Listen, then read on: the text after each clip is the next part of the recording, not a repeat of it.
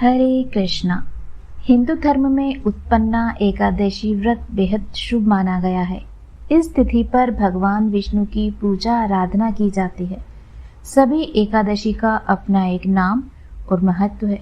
ऐसी मान्यता है कि इस दिन श्रद्धा पूर्वक श्री हरि की पूजा करने से सौभाग्य में वृद्धि होती है।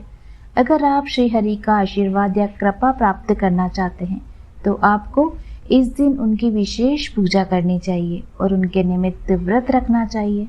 ऐसा करने से सुख सौभाग्य में वृद्धि होती है और जीवन में हर कष्ट से छुटकारा मिलता है। मार्गशीर्ष माह के कृष्ण पक्ष की एकादशी तिथि पड़ने वाली एकादशी को उत्पन्ना एकादशी कहा जाता है। मान्यता है कि उत्पन्ना एकादशी से ही एकादशी व्रत रखने की शुरुआत हुई थी। इस कारण मार्गशीर्ष मास में आने वाली उत्पन्ना एकादशी का महत्व और अधिक बढ़ जाता है।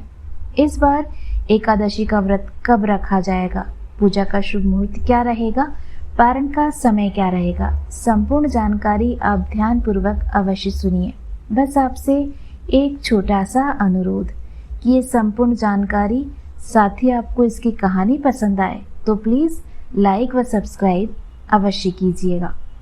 मार्गशीर्ष माह के कृष्ण पक्ष की एकादशी तिथि 26 नवंबर को रात 1:01 पर शुरू होगी और इस एकादशी तिथि का समापन 27 नवंबर को सुबह 3:47 पर होगा।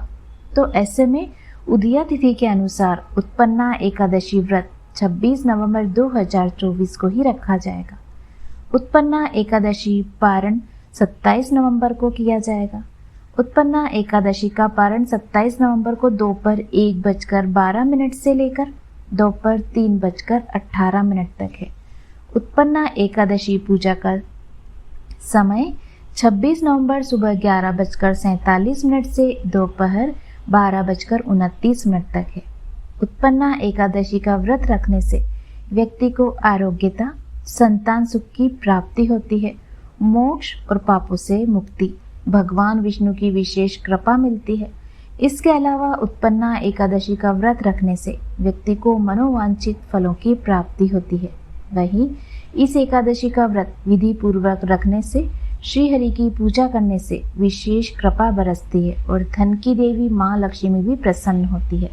अब आप सुनिए उत्पन्ना एकादशी की पवित्र व पौराणिक कहानी। धर्मराज युधिष्ठिर कहने लगे, हे भगवान, मैंने कार्तिक शुक्ल एकादशी अर्थात प्रबोधिनी एकादशी का सविस्तार वर्णन सुना। अब आप कृपा करके मुझे मार्गशीर्ष माह के कृष्ण पक्ष की एकादशी के विषय में बताइए। इस एकादशी का नाम क्या है, इसके व्रत का क्या विधान है, इसकी विधि क्या है और इसका करने से किस फल की प्राप्ति होती है। भगवान श्री कृष्ण बोले, मार्गशीर्ष माह के कृष्ण पक्ष में आने वाली इस एकादशी को उत्पन्ना एकादशी कहा जाता है। यह व्रत शंखोद्वार तीर्थ में स्नान करके भगवान के दर्शन करने से जो फल प्राप्त होता है उसके बराबर पुण्य मिलता है।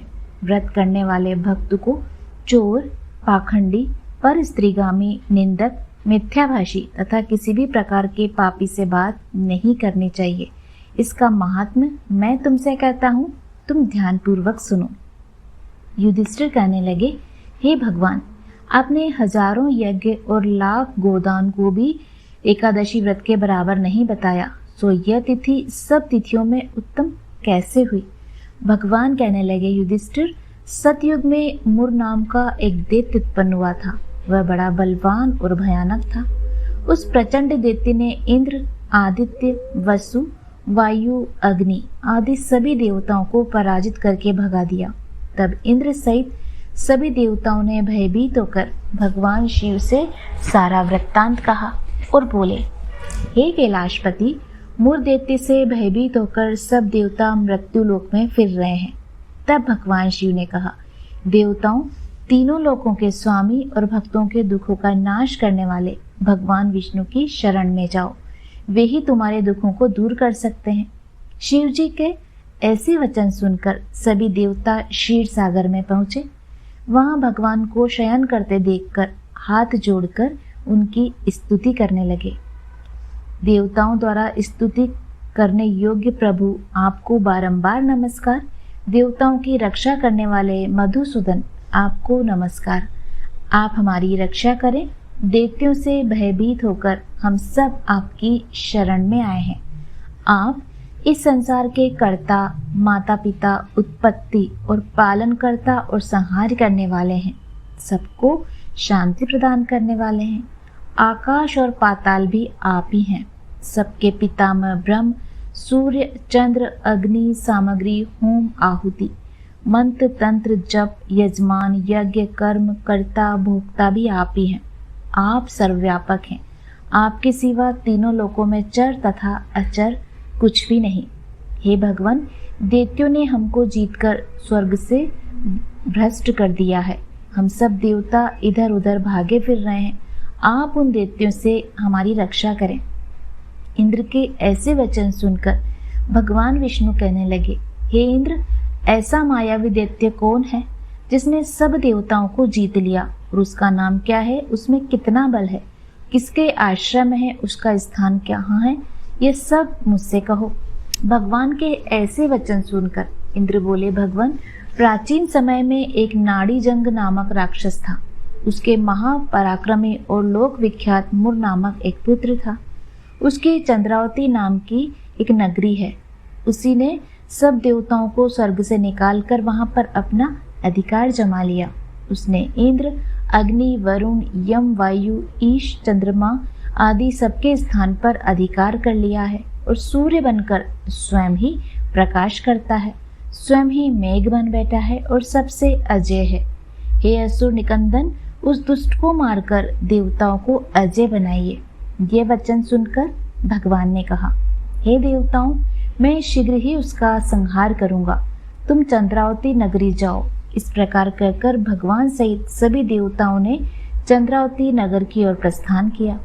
उस समय जब दैत्यमुर सेना सहित युद्ध भूमि में गरज रहा था, उसकी भयानक गर्जना सुनकर सभी देवता भय के मारों चारों दिशाओं में भागने लगे।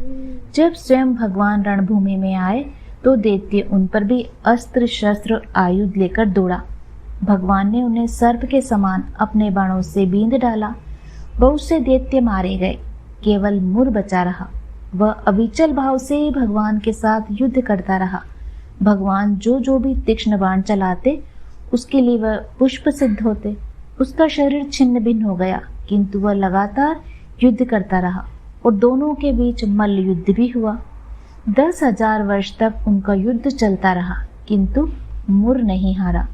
थककर भगवान बद्रिकाश्रम चले गए। वहां हेमवती नामक सुंदर गुफा थी। उसमें विश्राम करने के लिए भगवान उसके अंदर प्रवेश कर गए। यह गुफा 12 योजन लंबी थी और उसका एक ही द्वार था। विष्णु भगवान वहां योग निद्रा की गोद में सो गए। मुर भी पीछे पीछे आ गया और भगवान को सोया देखकर मारने को उद्यत हुआ। तभी भगवान के शरीर से उज्जवल कांतिमय रूप वाली देवी प्रकट हुई और देवी ने राक्षस मुर को ललकारा, युद्ध किया और उसे तत्काल मौत के घाट उतार दिया। श्री हरि जब योग निद्रा की गोद से उठे तो सब बातों को जानकर उस देवी से कहा कि आपका जन्म एकादशी के दिन हुआ है, अतः आप उत्पन्ना एकादशी के नाम से पूजित होंगे। आपके भक्त वही होंगे जो मेरे भक्त थे। ये थी आज की संपूर्ण जानकारी व कहानी। उम्मीद करती हूँ आपको अवश्य पसंद आएगी। मिलते हैं आपसे अगले वीडियो में। तब तक आप सभी स्वस्थ रहें, खुश रहें। भगवान श्री हरि विष्णु की कृपा सदा सर्वदा आपके और आपके समस्त परिवार पर